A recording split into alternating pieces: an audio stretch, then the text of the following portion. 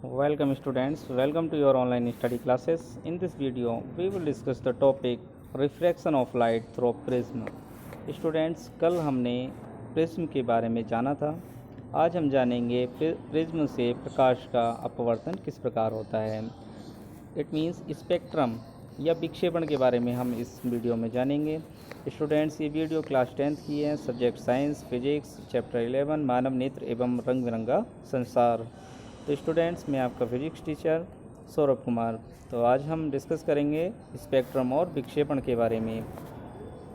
तो आपके students exam में एक छोटा सा प्रश्न 1 या 2 नंबर में पूछ लिया जाता है कि स्पेक्ट्रम से आप क्या समझते हैं, या फिर इन्हें संक्षेप में समझाइए। तो स्पेक्ट्रम और विक्षेपण, इसके बारे में आज हम जानेंगे। तो आइए देखते हैं स्पेक्ट्रम किसे कहते हैं।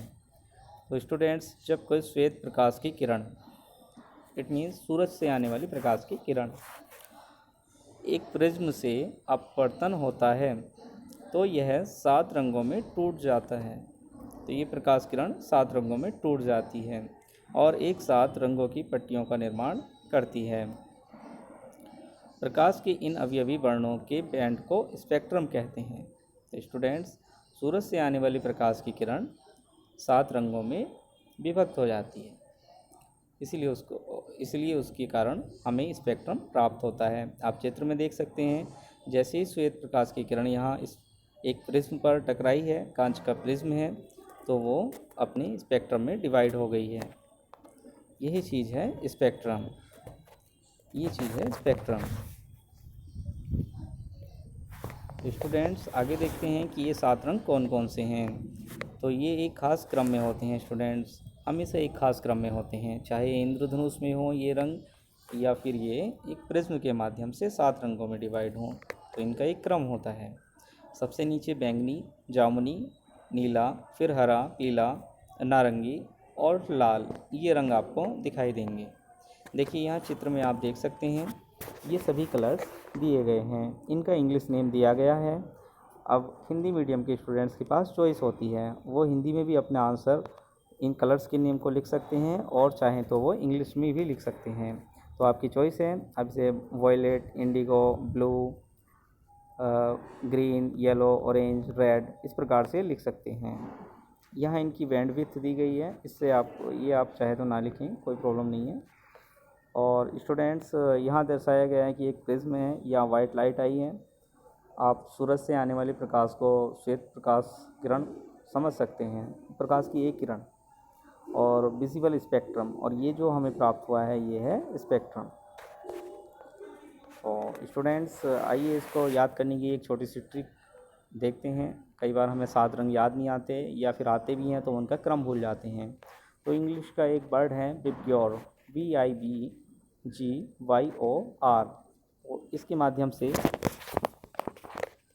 माध्यम से हम इन 7 कलर्स को याद रख सकते हैं। V for violet, I for indigo, V for blue, G for green, Y for yellow, O for orange, R for red.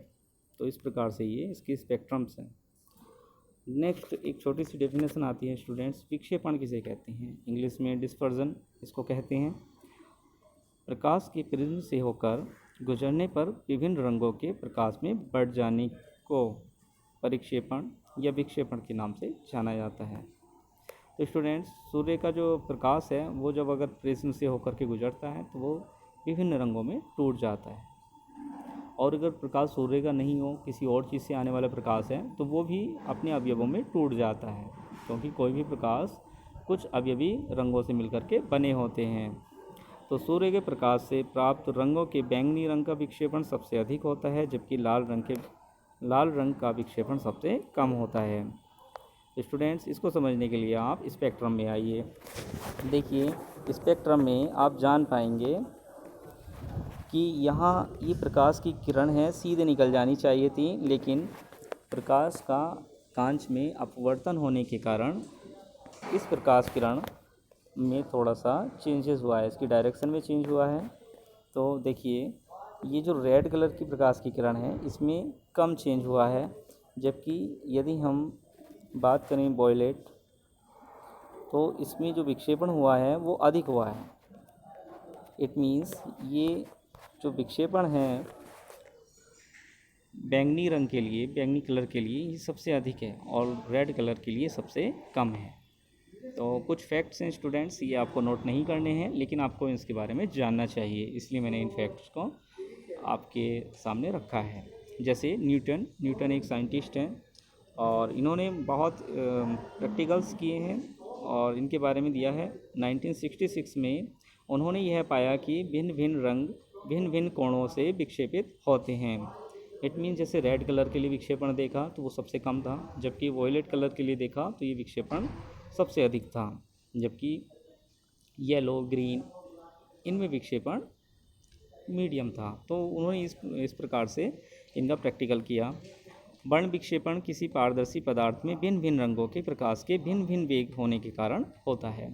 तो अलग अलग माध्यम में प्रकाश की किरण के और अलग अलग प्रकाश की कलर के प्रकाश के लिए उन किरणों के वेग अलग अलग होते हैं। जब प्रकाश चलता है तो किसी न किसी वेग से आगे बढ़ता है। जैसे निर्वात में प्रकाश की किरण, निर्वात में प्रकाश का वेग होता है 3 × 10⁸ मीटर पर सेकेंड। इसी प्रकार से अलग अलग माध्यमों में अलग अलग प्रकाश का वेग होता है। इसी प्रकार से अलग अलग रंगों की प्रकाश किरणों के लिए प्रकाश का वेग अलग अलग माध्यम में अलग अलग होता है। तो स्टूडेंट्स ये फैक्ट्स आपके जानने के लिए एज ए साइंस स्टूडेंट आपको जानने चाहिए थे, आपने जाने। और मैं आशा करता हूँ कि आपको ये टॉपिक बहुत बेहतर तरीके से समझ आया होगा। इसे आप फेयर कॉपी में नोट कर लीजिएगा और इसको याद कर लीजिएगा, और जब आप विद्यालय आएंगे तो विद्यालय में अपनी कॉपी फेयर कॉपी ले करके आएँ और उसमें काम पूरा होना चाहिए। और अगर नहीं है तो कल संडे का दिन है, आप उसमें बैठ करके पूरा करें, कोई प्रॉब्लम नहीं है। आसपास के साथियों का सहयोग ले सकते हैं। कोई क्वेश्चन डाउट या किसी भी प्रकार की क्वेरी होने पर आप अपने नाम और क्लास के साथ मुझे व्हाट्सएप पर या फिर कमेंट बॉक्स में लिख करके अपना प्रश्न पूछ सकते हैं। वीडियो को यहीं रखते हैं। जय हिंद, जय भारत।